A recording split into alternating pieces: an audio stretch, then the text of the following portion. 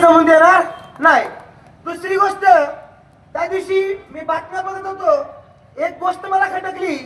ज्यावेळेस मनोज जरांगेने मुंबईमध्ये उपोषण केलं, मला सांगा, बाबासाहेब आंबेडकरांचा फोटो पुजायला दिला, ज्या बाबासाहेब आंबेडकरांनी तुम्हाला उपोषणाचा अधिकार दिला, तुम्हाला आंदोलनाचा अधिकार दिला, त्या बापाचा जर फोटो पुजायची तुम्हाला लाज वाटती, तर माझा शब्द आहे, मनोज जरांगे साहेब, तुम्हाला मराठा म्हणायची लाज वाटायलाच पाहिजे। तुम्ही मराठा नाही। आज लक्षात ठेवा, ओबीसी समाजाचा मोर्चा आहे आणि मी सगळ्यांनी कान उघडे ठेवून ऐका, शिवाजी महाराज हे मराठ्यांचे नेते नव्हते।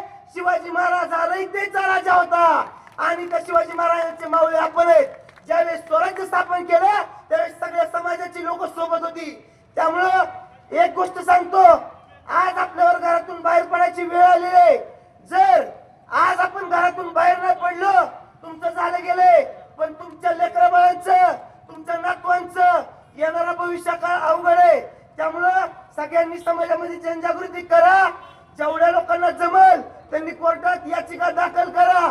एक गोष्ट अजून सांगतो तुम्हाला, कुणी जरी आपलं आरक्षण देण्याचा प्रयत्न केला तर ती शक्य नाही, पण आपली खरी लढाई कशासाठी माहितीये, ज्या